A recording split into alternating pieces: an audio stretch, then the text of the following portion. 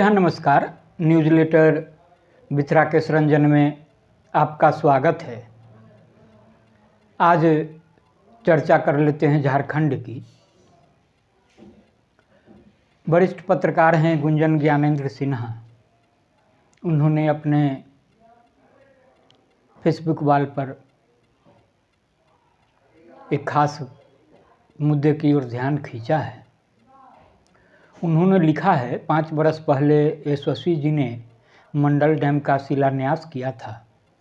चुनाव फिर आ गए हैं, निवेदन है एक बार फिर शिलान्यास कर दें। एक और ईंट तो लग जाएगी। तब की पलामू को 1600 करोड़ की सौगात कह गए थे, अब की 3200 कह दीजिएगा तो कब आ रहे हैं।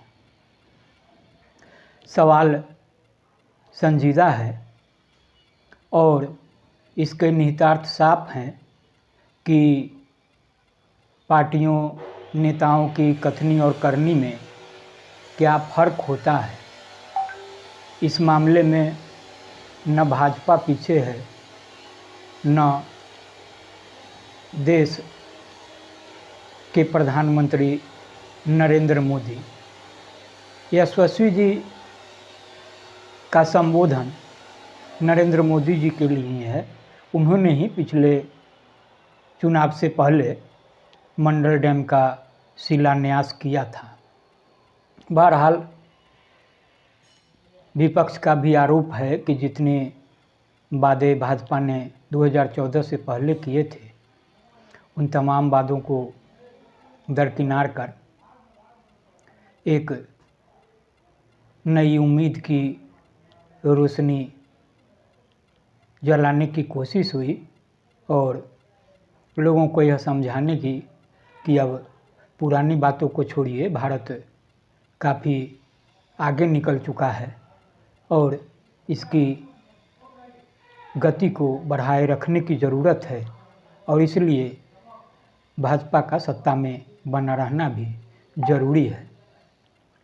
भाजपा ने खासतौर से नरेंद्र मोदी ने इस बार 400 पार की बात कही है। उन्होंने इस बात को लेकर इत्मीनान जताया है कि भाजपा खुद 370 सीटें जीतेंगी और फिर सहयोगी दलों को मिले सीटों के साथ 400 पार का आंकड़ा पूरा हो जाएगा।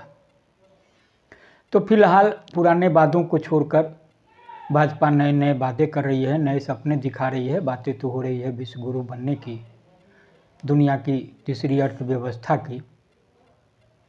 प्रधानमंत्री ने कहा भी है कि अयोध्या में राम मंदिर शिलान्यास के बाद कालचक्र की गणना नए सिरे से शुरू हुई है और भारत ने नए युग में प्रवेश किया है। फिलहाल भाजपा का पूरा जोर 400 पार पर है और इसके लिए तमाम तिल काटा दुरुस्त किया जा रहा है। इसी कड़ी में झारखंड से कल एक बड़ी खबर आई और कहा गया कि यह भाजपा का मास्टर स्ट्रोक है, जिससे कांग्रेस चारों खाने चित्त हो गई है। कांग्रेस के एकमात्र सांसद जो झारखंड में थे वह भाजपा में शामिल हो गए हैं। आपको पता ही है कि पिछले चुनाव में झारखंड की 14 सीटों में भाजपा ने 11 सीटें जीती थी, जबकि उसके सहयोगी आजसू ने 1 सीट। कांग्रेस को 1 सीटें मिली थी और जेएमएम को 1 सीट। कांग्रेस को जो सीट मिली थी वह सिंहभूम की सीट थी। सिंहभूम आदिवासियों के लिए सुरक्षित सीट है, यानी एसटी के लिए। यहाँ पूर्व मुख्यमंत्री मधु कोरा की पत्नी गीता कोरा सांसद चुनी गई थी। गीता कोरा की जीत बड़ी जीत इस मायने में थी कि मोदी लहर के बावजूद सिंहभूम सीट भाजपा के तत्कालीन प्रदेश अध्यक्ष लक्ष्मण गिलुआ गंवा बैठे थे। इसके बाद उन्होंने अध्यक्ष पद भी छोड़ दिया था और दुर्भाग्य की बात यह रही थी कि तुरंत बाद हुए विधानसभा चुनाव में भी लक्ष्मण गिलुआ चक्रधरपुर से हार गए। इतना ही नहीं, भाजपा का झारखंड से सफाया हो गया और झामुमो कांग्रेस राजद की सरकार आ गई। आपको याद होगा कि पिछले विधानसभा चुनाव के दौरान सरजू राय ने, वही सरजू राय जो तब रघुवर दास के मंत्रिमंडल में मंत्री थे और मंत्री रहते हुए सरकार की आलोचना करते नहीं चूक रहे थे, इससे मुख्यमंत्री खास तौर से नाराज़ थे और उन्होंने, कहा जा रहा है कि उन्होंने शीर्ष नेतृत्व से जिद कर सरजू राय का टिकट कटवाया। तब संभवतः रघुवर दास को उम्मीद नहीं रही होगी कि सरजू राय कुछ ऐसा कदम उठाएंगे जिससे रघुवर दास को पांव पैदल होना पड़ेगा। सरजू राय तब निर्दलीय जमशेदपुर पूर्वी से, जहां से रघुवर दास विधायक थे, वहां से चुनाव मैदान में कूद गए। उनके चुनाव मैदान में कूदने के बाद भी रघुवर दास ने उन्हें बहुत हल्के में लिया और कहा कि पार्टी के बगैर सरजू राय की क्या बिसात। आपको याद होगा कि आज भ्रष्टाचारियों को साथ लेने को लेकर विपक्ष का आरोप रहता है कि भाजपा वॉशिंग मशीन है, जिसमें घुसते ही तमाम भ्रष्टाचारी पाक साफ हो जाते हैं। Bhajpa washing powder, Bhajpa washing machine की चर्चा भी हो रही है। आपको जानकर आश्चर्य होगा कि वॉशिंग मशीन और वॉशिंग पाउडर की चर्चा पिछले विधानसभा चुनाव में झारखंड से ही शुरू हुई थी। तब सरजू राय ने कहा था कि रघुवर रूपी जो दाग है वह शाह लॉन्ड्री और मोदी डिटर्जेंट से नहीं धुलने वाला। हुआ ऐसा भी। रघुवर दास की हार ने सरजू राय की भविष्यवाणी को, या यूँ कहिए कि उनके दावे को सच साबित किया। अब तो मोदी डिटर्जेंट और शाह लॉन्ड्री की चर्चा, भाजपा वॉशिंग मशीन की चर्चा विपक्ष हर बार तब देता है जब उसके खेमे के कोई नेता भाजपा में शामिल हो जाते हैं। तो बहरहाल झारखंड में हुए ताज़ा घटनाक्रम में सिंहभूम की सांसद गीता कोरा भाजपा में शामिल हो गई। उन्हें भाजपा के प्रदेश अध्यक्ष बाबूलाल मरांडी ने बाकायदा भाजपा की सदस्यता दिलाई। यह अप्रत्याशित नहीं है। लंबे अरसे से कयास लगाए जा रहे थे कि गीता कोरा भाजपा में शामिल होंगी। भाजपा अब यह मानकर चल रही है कि जो झारखंड में 14 की 14 सीटें जीतने का उसने लक्ष्य रखा है वह आसानी से पूरा हो जाएगा। वह यह मान रही है कि भाजपा और जदयू के साथ मिलकर जीती हुई 12 सीटों के अलावा अब सिंहभूम सीट यानी 13वीं सीट पर भी जीत पक्की है। रही एक सीट राजमहल की, तो फिर भाजपा जेएमएम खेमे के कुछ नेताओं पर नज़र रख रही है और उन्हें अपने साथ लेकर उस सीट को भी साध लेगी। गीता कोरा वैसे भी असहज चल रही थी और उन्हें इस बात का खतरा सता रहा था कि कहीं ऐसा न हो कि तालमेल में सिंहभूम सीट जेएमएम के हिस्से में चला जाए और उन्हें फिर असहज स्थिति का सामना करना पड़े। दरअसल कोल्हान की 14 सीटों में सभी सीटों पर जेएमएम और कांग्रेस गठबंधन का कब्जा है।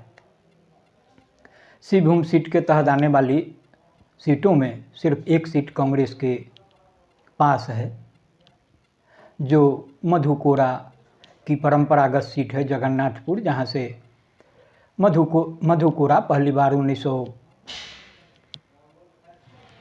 2005 में विधायक बने थे, वह भी निर्दलीय। दरअसल मधु कोरा आरएसएस की ही उपज है और भाजपा के कार्यकर्ता रहे हैं। 2005 में जब उन्हें उन्हें टिकट देने से भाजपा ने मना कर दिया तो वे खुद निर्दलीय मैदान में कूद गए और जीत दर्ज की। यह संयोग ही कहिए कि जिस भाजपा ने उन्हें टिकट देने से मना कर दिया था, जो शख्स निर्दलीय जीतकर विधानसभा का सदस्य बना, उसी के कारण भाजपा को झारखंड की सत्ता से बेदखल होना पड़ा और मधु कोड़ा निर्दलीय रहते कांग्रेस और अन्य दलों के समर्थन से मुख्यमंत्री बन गए। तब अर्जुन मुंडा की सरकार थी, अर्जुन मुंडा मुख्यमंत्री थे और उन्हें पांव पैदल होना पड़ा था। बाद के दिनों में यानी मधु कोड़ा के राज में एक के बाद एक घोटाले सामने आए और मधु कोड़ा को जेल की यात्रा करनी पड़ी। मुख्यमंत्री पद तो जाहिर है छोड़नी ही पड़ी। तब उन्होंने अपनी पत्नी को जगन्नाथपुर से चुनाव लड़ाया, गीता कोड़ा को। गीता कोड़ा जीती भी।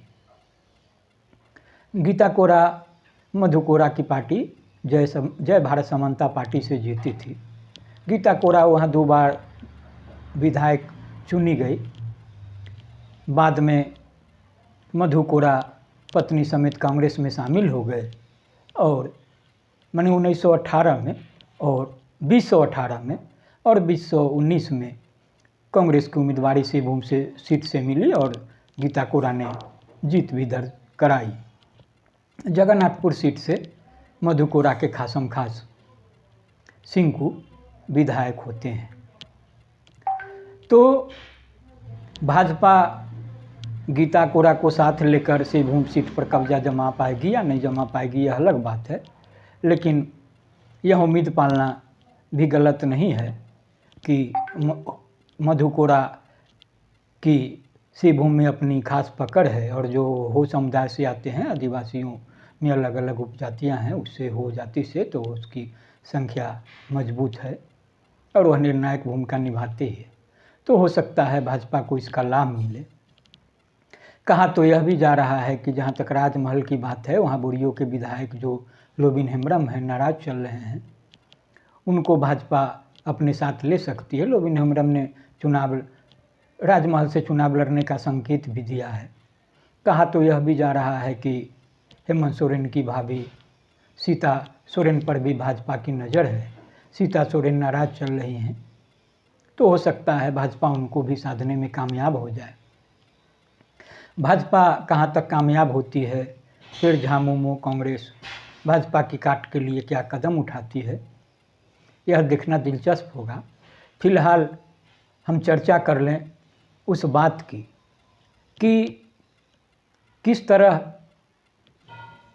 भाजपा न खाएंगे न खाने देंगे की बातें करती है। प्रधानमंत्री का नारा है, न खाऊंगा न खाने दूंगा। लेकिन एक से बढ़कर एक भ्रष्टाचार के आरोपियों को भाजपा ने शामिल कर जिस तरह का रवैया अपनाया है, उससे तो यह साफ जाहिर है कि भाजपा के लिए भ्रष्टाचार कहने का मुद्दा है। कहीं इस बात की गारंटी देने के लिए वह तैयार नहीं है कि जो कुछ कहा जा रहा है वह 100% सही है।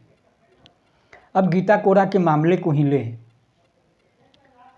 गीता कोड़ा जब भाजपा में शामिल हो गई हैं तो उन्होंने जो कारण बताए वही पुराने रटे रटाए कारण हैं। जो भी नेता कांग्रेस छोड़कर भाजपा में जाते हैं वही बातें करते हैं, मतलब परिवारवाद की बातें, छोटे नेताओं को तरजीह नहीं मिलने की बातें, बड़े नेताओं से संपर्क में मुश्किल की बातें। और भाजपा उन नेताओं को साथ लेने को लेकर जो तर्क देती है, जो कुछ अजीबोगरीब लगते हैं। तो जाहिर तौर पर जब गीता कोड़ा भाजपा में शामिल हो गई है तो उसी तरह की बातें की जा रही है जो पहले जब दूसरे नेता शामिल हुए तो कहा गया। तो बाबूलाल मरांडी, मधु कोड़ा को पाक साफ बताने में जुट गए हैं और कयास लगाए जा रहे हैं। खासकर विपक्ष की ओर से कहा भी जा रहा है कि मधु कोड़ा अब चूँकि भाजपा के वॉशिंग मशीन में दाखिल हो गए हैं तो सफ़ेद होकर ही निकलेंगे। बाबूलाल मरांडी लगातार एक के बाद एक ट्वीट कर रहे हैं और कह रहे हैं कि मधु कोड़ा जी को सलाह दे रहे हैं। उन्होंने ट्वीट किया है कि मधु कोड़ा जी से आग्रह है कि उनकी गिरफ्तारी के दौरान जो साक्ष्य मिले हैं उसे जनता तक पहुंचाए। जनता को लूट के असली गुनाहगारों को पहचानना जरूरी है। अब बाबूलाल मरांडी जब यह कह रहे हैं कि झारखंड में असल घोटाला बड़े नेताओं और अधिकारियों ने किया, लेकिन आरोपों में गरीब आदिवासी को फंसा दिया क्योंकि उनकी जनसंख्या कम थी। कांग्रेस राजनीतिक लाभ लेने के लिए खुद को आदिवासी हितैषी पार्टी बताती है। कांग्रेस ने मधु कोड़ा जी का इस्तेमाल सिर्फ राजनीतिक लाभ के लिए किया। मधु कोड़ा पर 4000 करोड़ का विलाप करने वाली बीजेपी पार्टी में आज राजा हरिश्चंद्र चले गए। बीजेपी में खुशी की लहर से क्लियर हो गया, अगले बीजेपी की सरकार में 4 नहीं 10,000 करोड़ का घोटाला फिक्स हो गया है। मोदी वॉशिंग मशीन और पाउडर काम करेगा। यह जवाब है बाबूलाल मरांडी के ट्वीट का। जाहिर है जिन्होंने यह टिप्पणी की है हो सकता है विपक्ष की होंगे या फिर बाबूलाल मरांडी जो मधु कोड़ा जी को सलाह देकर संकेत दे रहे हैं उसको बखूबी समझने वाले होंगे। तो बाबूलाल मरांडी के ट्वीट के बाद भाजपा का वो पुराना ट्वीट भी याद दिलाया जा रहा है जिसमें भाजपा के राष्ट्रीय प्रवक्ता ने कहा था कि कांग्रेस ने निर्दलीय मधु कोड़ा को मुख्यमंत्री बनाकर उनके कंधे पर भ्रष्टाचार रूपी बंदूक रखकर भ्रष्टाचार किया और उसका नतीजा यह हुआ कि 4000 करोड़ रुपए का गबन हुआ। हजारों करोड़ रुपए का गबन करने वाले राहुल गांधी और उनका परिवार इसका जवाब दें। अब चूँकि मधु कोड़ा भाजपा के साथ हैं तो इन सवालों का जवाब किस रूप में मिल पाता है। चूँकि कांग्रेस अब कहने की स्थिति में आ गई है कि अगर 4000 करोड़ रुपए के गबन का आरोप सही है या बात सही है तो फिर भाजपा केंद्र की सरकार में बैठी है, उसके पास ईडी है, सीबीआई है, इनकम टैक्स है, जिसका इस्तेमाल वह कर भी रही है भ्रष्टाचार के खिलाफ, तथाकथित भ्रष्टाचार के खिलाफ। तो वह इसका इस्तेमाल करे और जो सच है उसको सामने लाए। तो जब बाबूलाल मरांडी ने मधु कोड़ा को सलाह दी तो यह भी कहा कि शिबू सोरेन, लालू प्रसाद और अहमद पटेल ने आदिवासियों की जल जंगल ज़मीनों को लूटा, फिर हो समाज से आने वाले मधु कोड़ा जी को फंसा दिया। तो जाहिर तौर पर है कि जो मधु कोड़ा के खिलाफ भ्रष्टाचार के मामले थे उन मामलों की चर्चा अब भाजपा शायद ही करेगी और अगर करेगी भी तो निशाने पर मधु कोड़ा तो स्वाभाविक रूप से नहीं होंगे।